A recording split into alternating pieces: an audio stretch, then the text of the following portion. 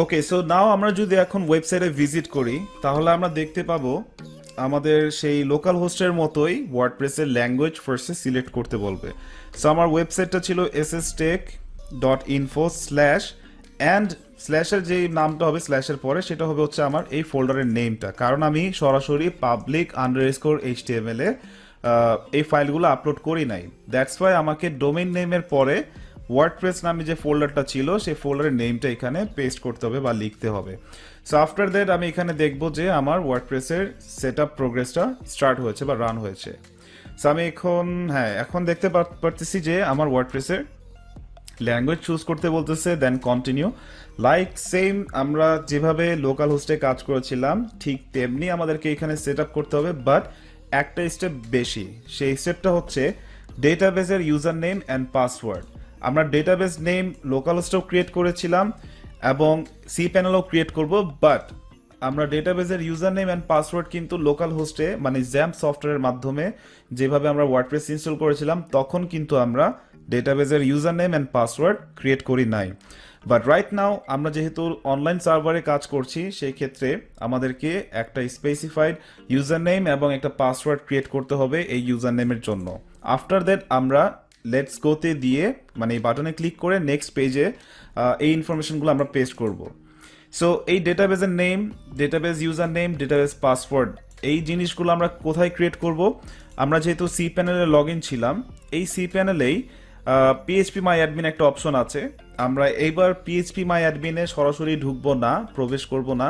আপনি যদি C panel থেকে পিএইচপি মাই অ্যাডমিনে প্রবেশ করেন তাহলে নিউ নামে কোনো বাটন পাবেন না বা কোনো লিঙ্ক পাবেন না নতুন কোনো ডেটাবেস ক্রিয়েট করার জন্য। নতুন ডেটাবেস ক্রিয়েট করার জন্য এবং নতুন ইউজার নেম এবং পাসওয়ার্ড ক্রিয়েট করার জন্য এখানে রাইট সাইডে মাইএসকিউএল ডেটাবেসেস নামে একটা অপশন তারা ক্রিয়েট করে দিয়েছে। সো আমি এটা রাইট ক্লিক করে নতুন ট্যাবে ওপেন করছি। সো এই ট্যাবে আমি দেখতে পারতেছি মাইএসকিউএল ডেটাবেসের অপশনসগুলো এখানে নিচে চলে আসছে। লাইক ফার্স্টে এখানে আছে ক্রিয়েট নিউ ডেটাবেস, যেখানে কিনা আমার ওয়ার্ডপ্রেসের জন্য যে ডেটাবেসটা ক্রিয়েট করতে হবে সেই ডেটাবেসের নামটা আমি এখানে লিখব। অ্যান্ড এখানে আরেকটা জিনিস বোঝার বিষয় আছে, আপনি যখন এখানে আপনার নতুন ডেটাবেসের নাম দিবেন, লাইক আমি যদি এখানে দেই ওয়ার্ডপ্রেস না জাস্ট নিউ আন্ডারস্কোর সাইট, এইটা জাস্ট ফর এক্সাম্পল দিলাম, বাট আমি নামটা দিয়েছি ডেটাবেসের জন্য নিউ আন্ডারস্কোর সাইট, বাট আমার ডেটাবেসের ফুল ফরম্যাট হবে হচ্ছে এইখানে দেখেন আরেকটা জিনিস অ্যাড করা আছে যেটাকে বলে প্রিফিক্স। আমরা অলরেডি লোকাল হোস্টে যখন টেবিল ডেটাবেসের কি বলে ওয়ার্ডপ্রেস সেট আপ করেছিলাম তখন আমরা দেখেছিলাম যে একটা টেবিল প্রিফিক্সের অপশন ছিল। তো সেম তেমনি এটা টেবিল প্রিফিক্স না, এটা হচ্ছে ডেটাবেসের নেমের প্রিফিক্স। সো এখানে যে নেমটা দেওয়া আছে এটা হচ্ছে আমার এই হোস্টিং এর ইউজার নেম, এই হোস্টিং এর ইউজার নেম, তারপর হচ্ছে আন্ডারস্কোর, তারপর হচ্ছে new site, new underscore site. It means আমার ফুল ডেটাবেসের ফরম্যাট হবে বা নেমটা হবে sstech underscore new underscore site. আমি যদি ক্রিয়েট ডেটাবেসে ক্লিক করি, ক্রিয়েট ডেটাবেসে ক্লিক করার পর নিচের একটা লিস্টে গো ব্যাকে যেতে হবে, সাকসেসফুল মেসেজ দেখাইছে, গো ব্যাকে গিয়ে নিচে একটা লিস্ট আছে কারেন্ট ডেটাবেসেস।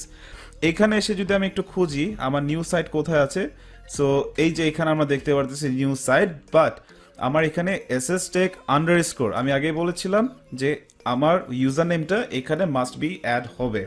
এটার রিজন হচ্ছে আপনি যার কাছ থেকে হোস্টিংটা কিনেছেন বা যেখান থেকে আপনি হোস্টিংটা কিনেছেন আপনি একাই সেই হোস্টিং এর ইউজার না, আপনার সাথে আরো অনেক ইউজার আছে যারা কিনা সেম নামে ডেটাবেস ক্রিয়েট করতেও পারে।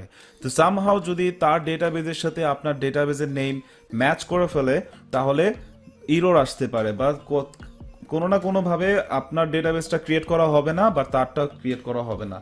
সো প্রত্যেকটা ইউজারের ডেটাবেস যাতে ইউনিক হয় বা আনম্যাচ থাকে সেই ক্ষেত্রে প্রত্যেকটা ইউজারের ডেটাবেসের সাথে তার ইউজার নেমটা অটোমেটিকলি অ্যাড করে দিচ্ছে। বাট কিছু কিছু হোস্টিং আছে যেটা কিনা এই প্রিফিক্সটা অ্যাড করে না, so don't get any confuse. But আপনাদেরকে কনফিউজ থেকে বাঁচানোর জন্য আমি এটা একটু ডিটেলসে বলে দিলাম। ওকে, সো আমার এখানে ডেটাবেস ক্রিয়েট করা ডান। এবার আমার রিকোয়ারমেন্টস হচ্ছে ওয়ার্ডপ্রেসের জন্য আরেকটি ইউজার নেম ক্রিয়েট করতে হবে, আর সেই ইউজার নেমের জন্য অবভিয়াসলি একটা পাসওয়ার্ড।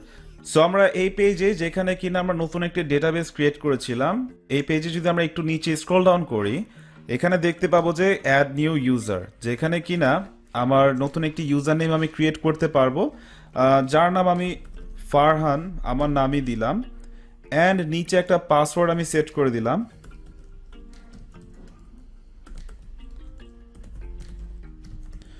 ওকে, কনফার্মেশন পাসওয়ার্ডও দিলাম এবং নর্মাল একটা মানে সেম পাসওয়ার্ডটাই কনফার্ম এগেইন করার জন্য দিলাম, এন্ড আমার ডেটাবেসের একটা ইউজার নেম ক্রিয়েট করে দিলাম। সো এখন বাটনে ক্লিক করলে আমার এই ইউজার নেমটা ক্রিয়েট হবে এবং পাসওয়ার্ডটাও ক্রিয়েট হবে।